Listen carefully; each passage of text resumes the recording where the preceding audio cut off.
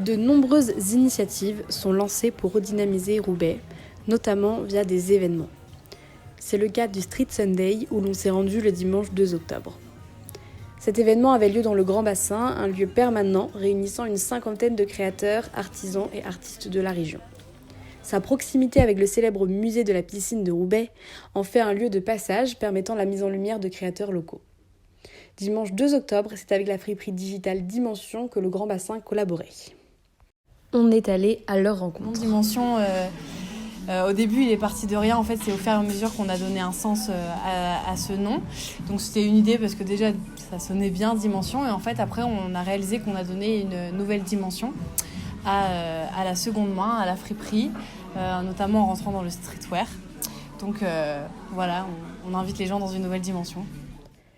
On leur a notamment demandé si, en tant que Roubaisiens et Roubaisiennes, c'était une fierté pour eux d'avoir développé la friperie Dimension dans cette cité du textile par excellence qu'est Roubaix.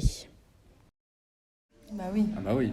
Ah ouais. En plus, on essaie de mettre en avant ce côté local, ce côté aussi artisanal, et puis de montrer qu'à Roubaix, c'est toujours d'actualité de faire attention à la mode, au textile, et puis de montrer qu'on est toujours présent. Ouais, nous, on aime bien représenter Roubaix en fait dans tout ce qu'on fait. Pour redynamiser la ville et donner une nouvelle vie.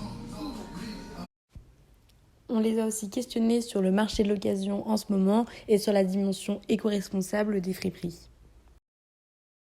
Ça fait déjà quelques années que tout ce qui est friperie, mode de seconde main, c'est en train de redevenir la mode en fait.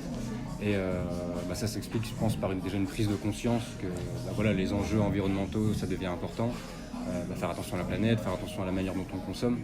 Et justement, on essaie de montrer qu'on peut bien consommer et justement être stylé, savoir s'habiller et puis profiter de ce qu'on fait en seconde. D'autres friperies étaient aussi invitées pour l'occasion.